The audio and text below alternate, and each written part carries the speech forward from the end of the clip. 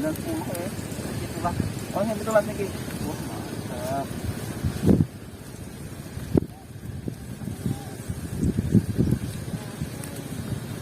Selamat pagi sedulur tani semuanya. Kembali bertemu lagi kita di lahannya Pak Kadiso nggih, yang kemarin kita ulas masalah tumpang gilir. Hari ini kita bersama lagi dengan Pak Kadiso. Saat ini saat yang paling membahagiakan untuk konco tani gitu. Karena hari ini kita panen bawang merah nggih. Bawang merah yang tumpang gilir dengan cabai merah nggih. Nah, ini sekarang bawang merahnya kita panen, nanti giliran cabai merahnya yang menyusul untuk dipanen kemudian. Nah, nanti biar diceritakan cara budidayanya seperti apa oleh Bapak Kadiso. Nggih Pak Kadiso nggih? Nggih. Tular ilmu kalih kanca-kanca tani seluruh Indonesia nggih Pak nggih? Siap. Mantap. Assalamualaikum warahmatullahi wabarakatuh. Selamat pagi seluruh tani semua. Kali ini kita berada di lahan bawang merah, di lahannya Pak Kadiso di Parangtritis ya? Di Parangtritis Kretek, Bantul. Hari ini sedang dilakukan panen juga di bawang merah ya. Kita akan tanya-tanyakan terkait budidaya bawang merahnya dari awal pengolahan tanah sampai pupuknya apa saja yang sudah masuk, yang dilakukan, kemudian perawatannya seperti apa. Nanti kita akan bahasnya. Pak Kadiso, bisa diceritakan terkait dengan budidaya bawang merah. Yang pertama mungkin dari olah tanah Pak ya. Mungkin bisa dari olah tanahnya, kemudian perlakuan dari setelah olah tanah itu apa saja sebelum ditanam, terus menggunakan bibit varietas apa, dan kemudian pupuknya yang digunakan apa saja, umur berapa, mulai pemupukan, kemudian pengendalian OPT-nya seperti apa. Monggo Pak. Terima kasih, selamat pagi saudara-saudara semuanya. Saya menyampaikan tentang budidaya bawang merah bahwa diawali dari sebelum kita tanam, itu dengan pembersihan lahan, yaitu kita dengan membersihkan sisa tanaman sebelumnya, yang di sini kebanyakan adalah bekas tanaman padi. Jadi jerami kita potong, kita menggunakan dengan mesin pemotong rumput, kemudian kita kumpulkan di sudut-sudut daripada sawah itu, nanti juga jadi pupuk. Kemudian setelah dilakukan pembersihan lahan, kita melakukan olah tanah. Adapun untuk olah tanah ini ada dua macam ya. Yang lebih irit itu kita menggunakan kultivator yang kita panen ini. Kultivator ya, seperti rotari kecil, baik untuk penggemburan maupun pembuatan parit. Oh ya. Yang pertama, yang kedua ada yang secara manual, yaitu membuat lubangan seperti yang dilakukannya itu ya. Jadi di lubang dengan sorok ya, itu dengan tenaga manual, tapi itu biayanya lebih tinggi, lebih mahal ya. Jadi lebih irit menggunakan kultivator ya. Jadi sudah menggunakan teknologi kultivator untuk pembuatan biddingan ya. Setelah kita terbentuk biddingan, itu kita keringkan. Keringkan berapa lama? Ya, antara 1 sampai 2 minggu tergantung kondisi. Kalau kondisinya tanah tidak basah, kita keringkan selama 2 minggu. Tapi kalau sudah kering, karena di sini tidak ada irigasi, lahan kering, 1 minggu sudah bisa kita tanam. Kemudian setelah kita buat biddingan, setelah kita keringkan, kemudian kita taburi untuk pupuk organiknya. Pupuk organik? Ya, di sini untuk per hektarnya menggunakan 12 ton per hektar. Kemudian setelah kita taburi pupuk organik, kita susuti dengan pupuk dasar.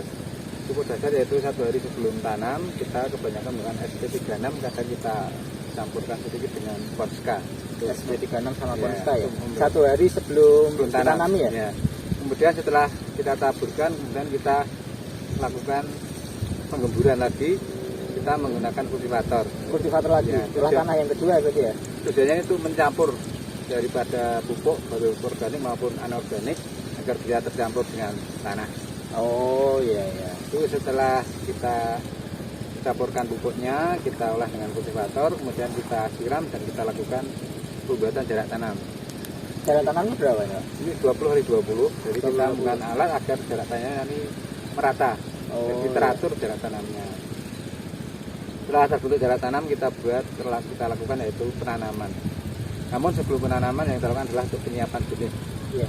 Jadi untuk penyiapan benih itu kalau benih sudah masa dormannya cukup, hanya kita potong di bagian pangkal daun atau ujung Di ujungnya itu ya. ya, cuma kita pangkal daunnya saja. Tapi untuk benih yang masa dormannya belum, gitu, kita baru sekitar 2 bulan, Iya. kita pangkas ya, kita Pangkas. pagas. Oh Kita iya. pagas bagian Ujungnya itu ya. ujung ya sekitar seperempat Perempatnya. seperempat bagian umbi kita pangkas. Tujuannya adalah untuk mempercepat daya tumbuhnya, untuk nanti daya tumbuh cepat dan tumbuhnya merata. Terus setelah itu kalau kegiatan berikutnya adalah penyiraman. Penyiraman itu sebaiknya kalau di sini sebelum tumbuh daun itu 1 hari sekali. Sebelum tumbuh daun Iya. 1 hari sekali Ya, ya. itu yang paling bagus adalah di waktu pagi hari sebelum matahari terbit. Nah setelah tumbuh di sini kebanyakan untuk penyiramannya adalah 2 hari sekali. Setelah tumbuh daun Iya. baru 2 hari sekali. Iya. Penyiraman. Tapi sebenarnya yang bagus adalah tiap hari karena di sini memang kesulitannya untuk penyiramannya harus pakai BBM. Oh, harus pompanisasi Pak ya. Iya, Berarti harus jadi menggunakan butuh biaya pompa. dan waktu yang cukup lama. Tapi yang lebih bagus adalah tiap pagi untuk penyiraman. Sebelum matahari terbit itu Iya. berarti ya. Itu kemudian kita lakukan untuk pemupukan susulan pertama yaitu pada umur 14 hari setelah tanam. 14 hari setelah tanam. Ya, itu kita lakukan untuk pupuk susulan. Kebanyakan di sini menggunakan NPK. NPK. Ya, Oh, ya. ada yang pakai Ponska, ada yang pakai Yara, ada yang pakai Mutiara, macam-macam produk. Iya. Tapi yang kita butuhkan adalah NPK dari pupuk majemuk yang lengkap. Ya. Setelah itu biasa kita menggunakan pengendalian. Namun untuk pengendalian untuk yang musim tanam kali ini agak jarang. Ini satu musim tanam hanya 3 kali penyemprotan. Yang dua kali kita untuk pengendalian funginya. Fungisida ya. Iya. Fungi ya. Kemudian yang 1 kali kita untuk pengendalian trip. Karena ulat tidak ada ulat kebetulan untuk musim tanam.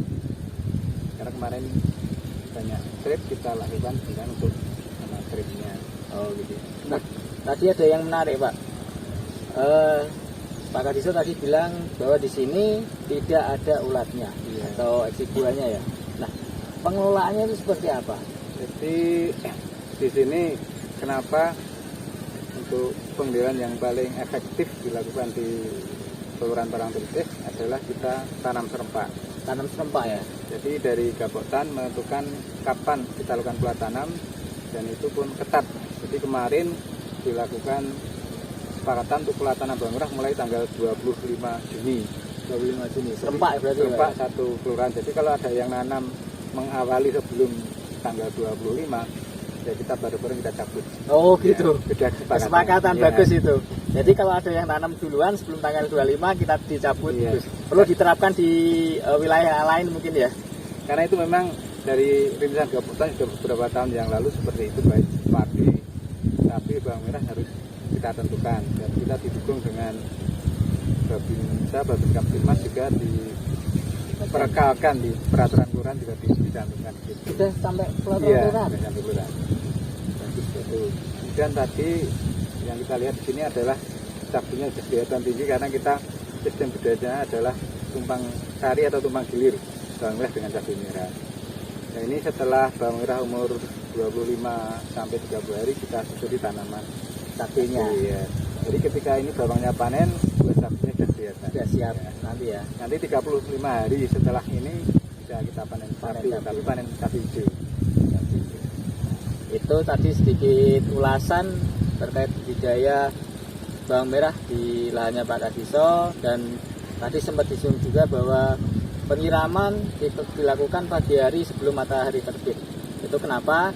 Karena spora-spora yang ada, spora terluan atau cendawan ya, itu banyak yang menempel di embun. Di embun. Nah, ketika matahari terbit, spora itu dimungkinkan ada yang mengurai, ada juga yang masuk di pertanaman. Nah, kita mengantisipasi untuk yang masuknya itu, sehingga sebelum matahari terbit, alangkah lebih bagusnya disiram menggunakan air sumur seperti itu. Kemudian untuk yang pemupukan selanjutnya seperti apa? Jadi untuk pemupukan kedua kita utamakan Yang untuk nomor 2 adalah untuk kualitas umbi ya. Jadi untuk kualitas umbi itu yang paling menentukan adalah pupuk kaliumnya. Kaliumnya. Ya. Di umur berapa Pak pemupukan Jadi itu? pemupukan kedua kita lakukan pada umur 25 hari setelah tanam. Kita bisa menggunakan pupuk majemuk atau pupuk tunggal atau kita nyampur sendiri. Yang intinya di sini adalah untuk memperbanyak pupuk kaliumnya. Kaliumnya, Ya kita bisa menggunakan dengan KCL. Tapi Ya. kalau sekiranya nanti daunnya kurang subur kita campur dengan biota. Namun yang paling bagus di sini adalah menggunakan KNO3. KNO3. Yang merah apa Yang paling bagus yang putih, tapi yang putih kebanyakan pakai yang merah. Yang putih itu kayaknya lebih tinggi. Oh, lebih tinggi ya, Nah, Mas? harganya lebih mahal. Itu untuk kualitas umbinya lebih bentuknya lebih bagus, warnanya lebih merah dan dirasa pun rasanya lebih bagus kalau banyak kandungan pupuk Kaliumnya ya. Kemudian kita tinggal menentukan panen ya. Iya. Jadi kita menentukan panen untuk bawang merah biasanya sebenarnya berapa hari, tapi di sini Iya. bukan harinya, tapi kita dari melihat penampakan dari fisik tanaman. Seperti apa Pak? Fisik tanaman yang Jadi siap panen itu seperti apa?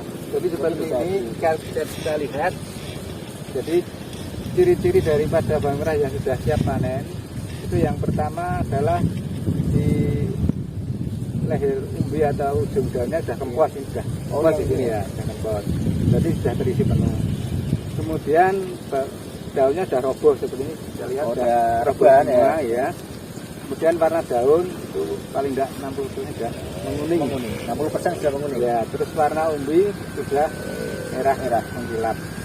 Itu berarti sudah siap kita untuk dipanen dan dengan produksi yang sudah maksimal. Ini luas lahannya berapa Pak? Ya. Di Pak Kadiso ini? Yang tempat saya yang khusus ini ya, Iya. Nah, ini 450 meter yang sini. 450 meter. Iya. Nah, mungkin bisa diceritakan. Ini dengar-dengar tadi Pak Kadiso sebelum kita mulai sedikit cerita sudah laku semua ini di lahan ini. Laku berapa Pak? Monggo Pak. Ya ini untuk lahan kami yang ada beberapa, tapi yang di sini ada 450 meter. Ini sudah dibeli di lahan, ditebas dengan harga 11 juta. 450 meter ya? Iya. Ditebas Ini dengan 11 varietas juta. bawang merah tajuk. Pada tajuk. Mantap bro. Ternyata lahannya Pak Kadiso nggak cuma di sini, tapi ada yang di sebelah sana itu seluas 2.400 meter. Sudah laku 54 juta, luar biasa. Ini asli. Apa pengen lur kelur? Apa pengen lur? Itu tadi sedulur tani sedikit ulasan pertanaman bawang merah di lahannya Pak Kadiso dengan luas lahan 450 meter. Varietas tajuk tadi sudah diceritakan beliau sudah laku terjual tebas 12 juta. Mantap. Ya, demikian urusan kita hari ini. Besok akan kita bahas lagi untuk pertanaman cabai di lahannya Pak Kadiso Dari Tupang Sari setelah tanam ya. Ini baru berbunga ini untuk tanaman cabainya. Demikian urusan kita, sampai ketemu lagi di lain waktu. Bibit unggul.